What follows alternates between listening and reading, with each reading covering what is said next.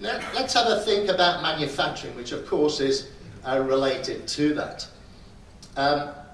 There are terms here which relate to where stuff is done.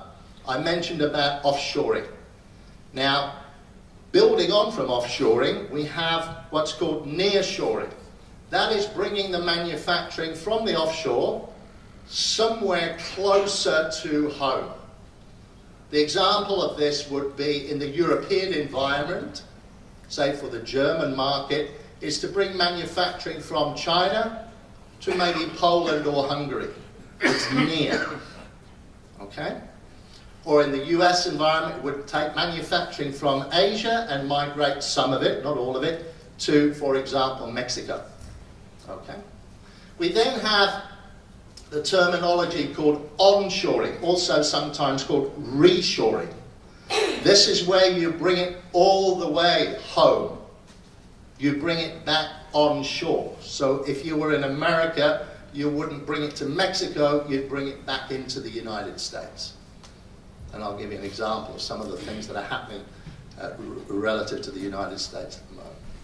Or if you were in Germany, you wouldn't bring it to Hungary or Poland, you'd bring it all the way back into Germany. That's called reshoring or onshoring.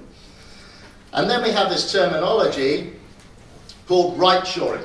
And basically that is doing a balance of these different strategies relative to your products, your markets, your customers, and your growth plans. All in all, it's a trend towards regional supply chains. But it's not a one-size-fits-all.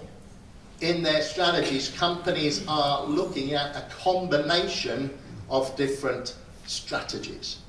Generally speaking, the higher content of labour in the product from a manufacturing perspective, the more likely it's to remain offshored or possibly nearshored.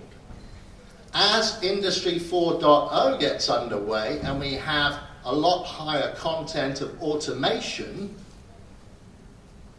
and the labour required to run those operations is of a high skill level, higher quality, less quantity of labour, then that would drive us to onshore, which is where that skilled labour would be readily available in an automated environment of Industry 4.0. Now, when we see these emerging markets expand, this was a study conducted by UPS. It was particularly looking at the high-tech sector. What they asked their customers is, when you go into emerging markets, what do you need help with from your service provider? And UPS, as a logistics provider, is asking obviously about the logistics services. And I think these are interesting points for us to learn. As logistics and freight service providers, these are points of interest. This is what customers are saying they need help with. Whatever a customer needs help with is opportunities for us. So the customs processes across these emerging markets are complex. And having a local in-country presence or partner for warehousing, transportation, distribution.